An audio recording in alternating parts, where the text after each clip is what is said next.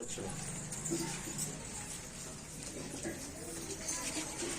రాత్రి యేసు క్రీస్తు ప్రభువారి యొక్క పుట్టుకను మనము ప్రకటిస్తూ ఉన్నాం. ఆయన ఏ కారణంతో ఈ లోకానికి వచ్చారో,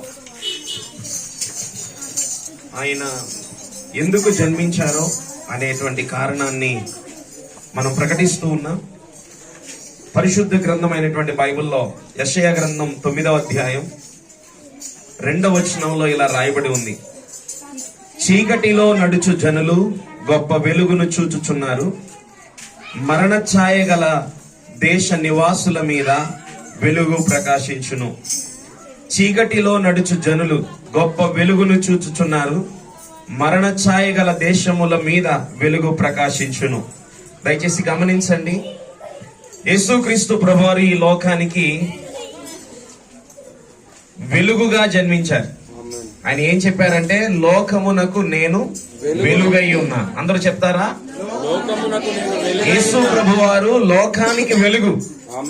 ఒక ఇంటికి వెలుగు ఎంత అవసరమో, ఒక వీధికి వీధి దీపం యొక్క వెలుగు ఎంత అవసరమో, కరెంటు పోయినప్పుడు కొవ్వొత్తు వెలుగు ఎంత అవసరమో, మానవుని యొక్క ఆత్మకు వెలుగు అవసరం. ఆత్మకు వెలుగు లేకపోతే అది నాశన కూపములోనికి, నరకములోనికి జారిపోతుంది. ఆ ఆత్మను వెలిగించటానికే నిజమైన వెలుగైన యేసు ప్రభువారు 2000 సంవత్సరాల క్రితం ఈ లోకంలో జన్మించారు. ఆయన ఎలా జన్మించారంటే, చీకటిలో నడుచుచున్న ప్రజలకు మార్గనిర్దేశం చూపే గొప్ప వెలుగుగా జన్మించాడు. దేవునికి స్తోత్రం కలుగును గాక. మానవులందరూ కూడా చీకటిలోనే నడుస్తున్నారు.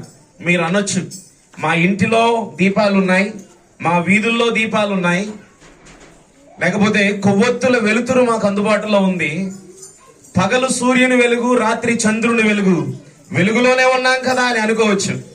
కానీ ప్రతి మనుష్యుడు పాపము అనే జీవితాన్ని జీవిస్తూ పాపము చేత బంధించబడి అంతరంగములో చీకటి కలిగిన వ్యక్తిగానే ఉన్నాడు.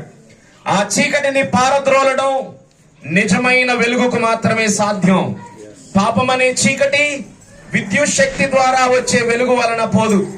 పాపం అనే చీకటి దీపం యొక్క వెలుతురు ద్వారా పోదు.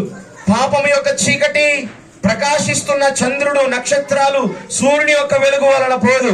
ఆ వెలుగు పోవాలంటే పరిశుద్ధమైన వెలుగు ఈ లోకం, ఆ చీకటి పోవాలంటే పరిశుద్ధమైన వెలుగుగా ఈ లోకంలో యేసు ప్రభువారు జన్మించాడు. స్తోత్రం కలుగునుగాక. సో క్రైస్తవులు ప్రకటిస్తున్నది శుభవార్త ఏంటంటే, నువ్వు చీకటిలో ఉన్నావు, పాపం అనే చీకటి నిన్ను ఆవరించింది, మరణం అనే చీకటి నిన్ను ఆవరించింది, శాపం అనే చీకటి నిన్ను ఆవరించింది. ఆ చీకటిలో నుండి నీకు నువ్వుగా వెలుగులోనికి రాలేవు. కానీ నిజమైన వెలుగుగా ఉదయించిన యేసుని నువ్వు అంగీకరించగలిగితే ఆ వెలుగు ఈ రాత్రి నీ ఇంటి మీద, నీ జీవితంలో ప్రకాశించడానికి సిద్ధముగా ఉన్నది.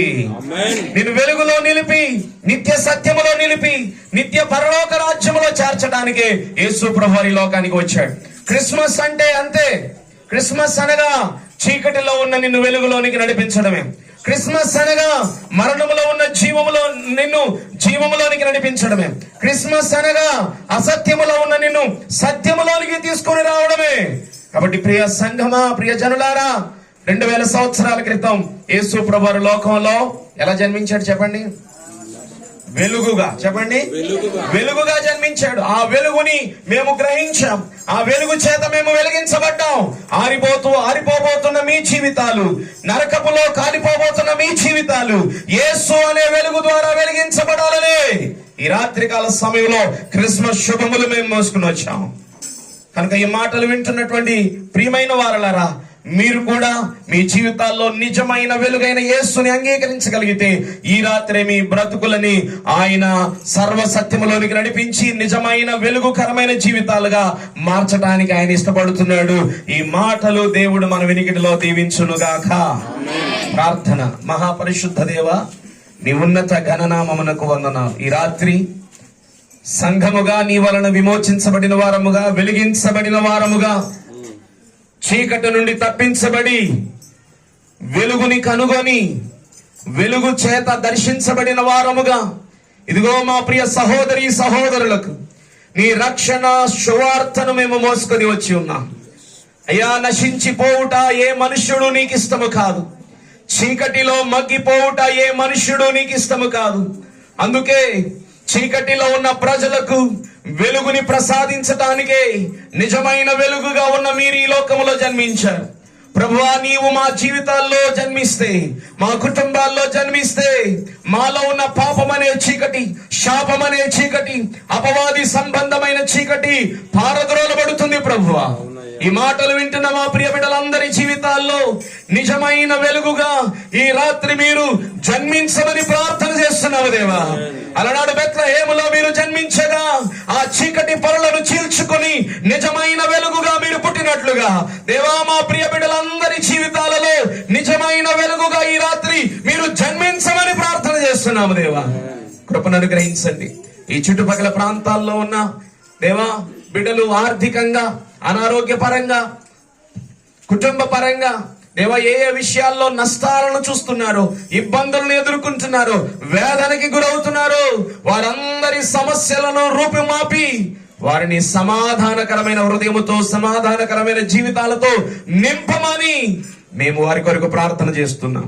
సహాయం చేసి మీరే నీ బిడ్డలను రక్షణ మార్గములో స్థిరపరిచి ఈ క్రిస్మస్ పండుగ యొక్క సమాధానము, సంతోషము, ఆశీర్వాదము ప్రతి గృహములో మీరు స్థిరపరచమని, ముఖ్యంగా ఇదిగో మా ప్రియులు రమేష్ గారి కుటుంబంలో కూడా క్రిస్మస్ సంతోషం యొక్క సమాధానం శాశ్వత కాలము స్థిరపరిచి ఈ కుటుంబమును కూడా సంపూర్ణముగా చీకటి నుండి నిజమైన వెలుగులైన నీలో స్థిరపరుస్తూ రమ్మని యేసు నామములో ప్రార్థిస్తున్నాము తండ్రి.